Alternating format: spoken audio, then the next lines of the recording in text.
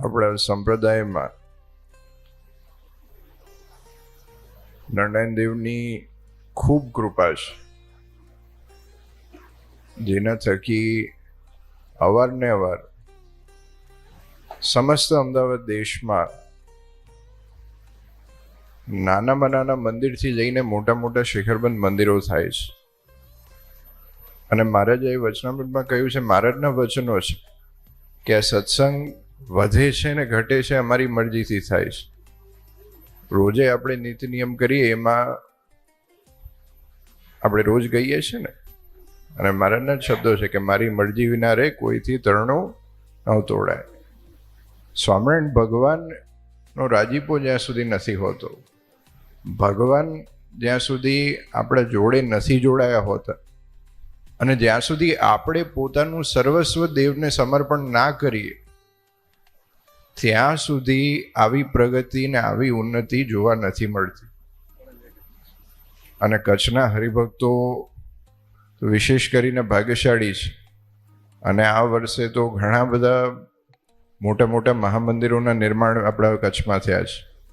પછી અંજારનું હોય, અહીંયા નારાયણ સરોવરનું હોય, અનેક મોટા મોટા મહામહોત્સવો આપણે જ્યારથી નારાયણ દેવ દ્વિશતાબ્દી ઉત્સવ કર્યો ત્યારથી લઈને અત્યાર સુધી ઘણા બધા મહામંદિરોના નિર્માણ આપણે આપણા કચ્છમાં જોયા છે.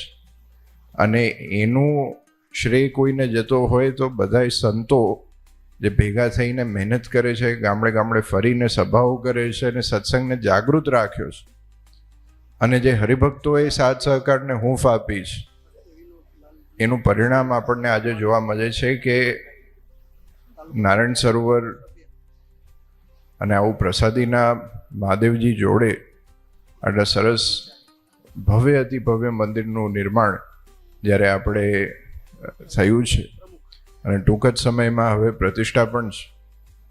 પરમ દિવસે જ જ્યારે ભગવાન આપણા સમક્ષ મારા શ્રી જ્યારે પ્રાણ પ્રતિષ્ઠા કરશે, ત્યારથી મંદિર અહીંયા જે હરિભક્તો અહીંયા આવીને અને ઉત્સવમાં પોતે લાભ લીધો છે એ પ્રતિષ્ઠાનો લાભ લેશે. અને ખૂબ આનંદ થાય આ પ્રગતિ જોઈને, કારણ કે એ આપણે છેલ્લા 200 વર્ષના ઇતિહાસમાં, સ્વામિનારાયણ સંપ્રદાયના 200 વર્ષના ઇતિહાસમાં જો કોઈ યુગ હોય કે જ્યાં પ્રગતિ છેલ્લા 20 વર્ષમાં 200 વર્ષમાં જેટલી નથી થઈ એટલી 20 વર્ષમાં છેલ્લે આપણને જોવા મળી છે.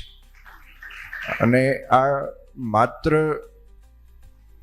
કચ્છમાં નહીં પણ સમસ્ત દેશમાં અને વિદેશમાં પણ આપણે મોટા મોટા મંદિરો, હમણાં જ વિઝન મંદિરના 50 વર્ષ આપણે ઉજવ્યા, અને ખૂબ મોટો ઉત્સવ, લગભગ 15,000થી વધારે માણસો. અને જે આપણા વડીલો અને આપણા વડવાઓ આજથી 50-60 વર્ષ 70 વર્ષ પહેલાં યુરોપ ગયા, આફ્રિકા ગયા, તે કોઈ વિચાર્યું નહીં હોય કે અમે 15,000 માણસનો પ્રસંગ, કુરજીભાઈ આગળ બેઠા છે, એ વખતે આપણે વિચાર્યું નહીં હોય કે 15,000 માણસના પ્રસંગ આપણે આપણા કચ્છના હરિભક્તો માટે આપણે વિદેશની ધરતી પર કરીશું.